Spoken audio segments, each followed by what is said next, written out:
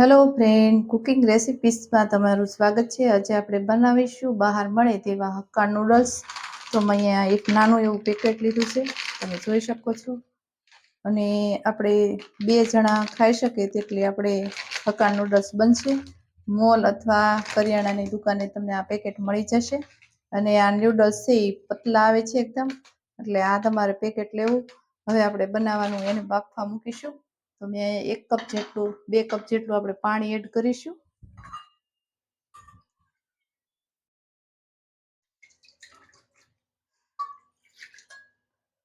અને હવે એને આપણે બાફવા મૂકી દઈશું થોડીક વારમાં।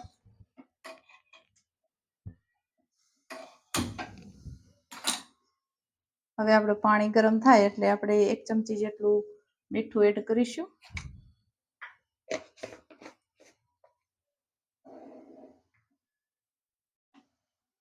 1 ચમચી જેટલું આપણે તેલ એડ કરીશું, એટલે આપણા નૂડલ્સ છે એકદમ છૂટા છૂટા રહે, ચીપકી ન જાય એટલા માટે મેં થોડુંક તેલ એડ કર્યું છે। હવે આપણું પાણી ગરમ થાય એટલે આપણે નૂડલ્સ એમાં એડ કરીશું।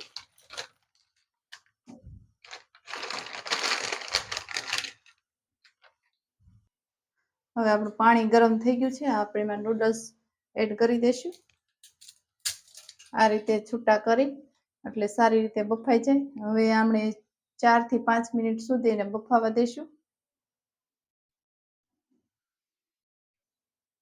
હવે આપણે આદુ અને લસણની પેસ્ટ આપણે બનાવી લઈશું। અને લસણ મરચાં ત્રણેયની પેસ્ટ 1 ઇંચ જેટલો મેં આદુનો ટુકડો નાખ્યો છે આમાં।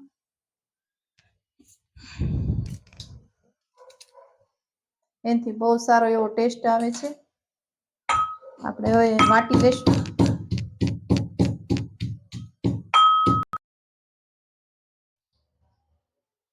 હવે જોઈ લઈએ આપણા નૂડલ્સ છે એ બફાઈ ગયા છે। એમાં પાણી પણ થોડુંક એવું જ છે, તમે જોઈ શકો છો। નૂડલ્સ આપણે આમ તોડીએ એટલે તૂટી જાય ત્યાં સુધી આપણે બફાવા દેવાના છે। આ રીતે હોવા જોઈએ, તો તૂટી જાય છે। હવે આપણે એને એક કાણાવાળા વાસણમાં કાઢી લઈશું। પાણી બધું નિતારી લઈશું।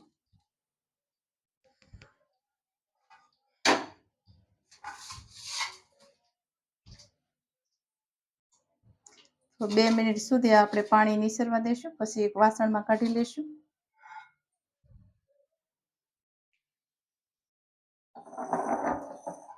હવે આપણે પાણી બધું નિતારી લીધું છે। હવે આપણે એક બાઉલમાં કાઢી લઈશું। તમે જોઈ શકો છો આપણા નૂડલ્સ કેટલા બધા સોફ્ટ અને એકદમ છૂટા છે, ક્રીમી જેવા। હવે આપણે એમાં 2 ચમચી જેટલું સિંગ તેલ એડ કરીશું અને બરાબર મિક્સ કરી લઈશું।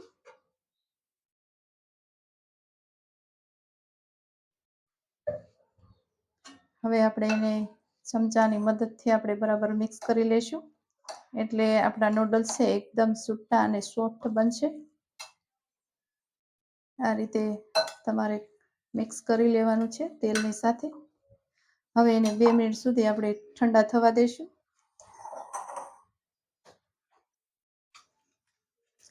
હવે આપણે વઘાર માટે 2 થી 3 ચમચી જેટલું આપણે તેલ એડ કરીશું।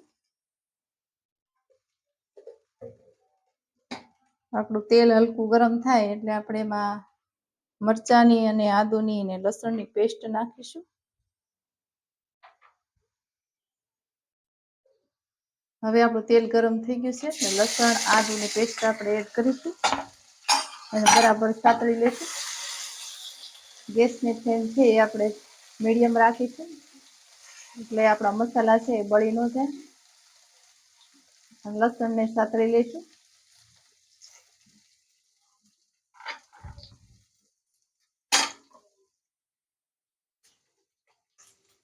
હવે આપણી લસણ આદુની પેસ્ટ છે એ બરાબર થઈ ગઈ છે। હવે આપણે ડુંગળી એડ કરીશું। એ મોટી સાઈઝની એક ડુંગળી લીધી છે અને આ રીતે સ્લાઇડ બધી અલગ અલગ કરી નાખવાની છે, તો બહુ સારો એવો ટેસ્ટ આવે છે। એને આપણે 2 મિનિટ સુધી આપણે સતળાવા દઈશું ડુંગળીને।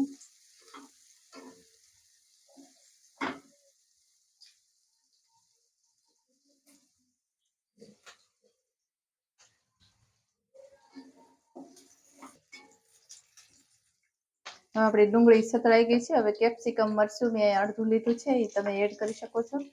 અને આપણે ગાજર પણ છીણેલી છે એ પણ એડ કરીશું. અને હવે બરાબર મિક્સ કરીને થોડીક 2 મિનિટ સુધી આપણે સતળાવા દઈશું. આ બધા મસાલા સતળાઈ જાય પછી આપણે એમાં નૂડલ્સ એડ કરીશું.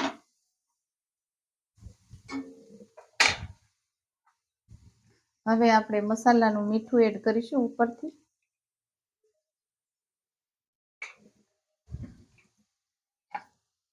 હવે આપણે બરાબર મિક્સ કરી લઈશું. હવે આપણે કોબી મેં 1 કપ જેટલી લીધી છે. હવે આપણે એને બરાબર મિક્સ કરી લઈએ.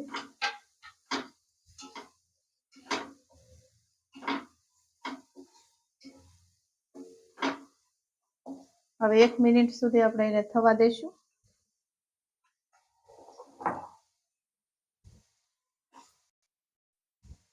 હવે તમે જોઈ શકો છો આપણી કોબી, ડુંગળી અને ગાજર બધા કૂક થઈ ગયા છે. એટલે આપણે એડ કરીશું એમાં નૂડલ્સ.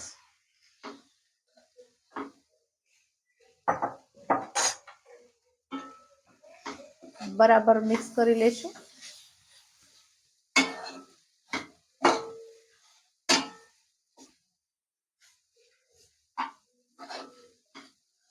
હવે ઉપરથી આપણે એડ કરીશું રેડ સોસ.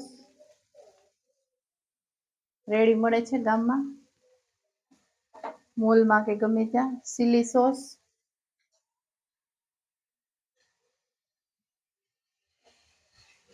હવે આપણે એને બરાબર મિક્સ કરી લઈશું. તમે જોઈ શકો છો આપણી નૂડલ્સ કેટલી સરસ બની ગઈ છે.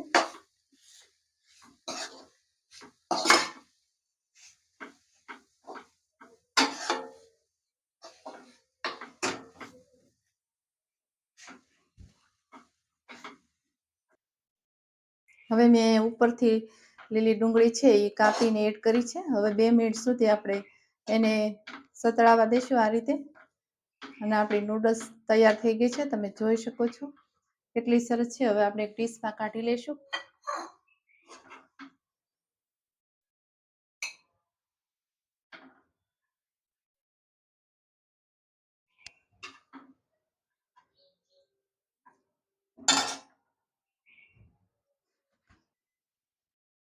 આપણી હક્કા નૂડલ્સ બની ગઈ છે. બહાર લારી અને રેસ્ટોરન્ટમાં મળે એવી જ આપણી હક્કા નૂડલ્સ આપણે ઘરે બનાવી છે. તો તમે જરૂરથી બનાવજો.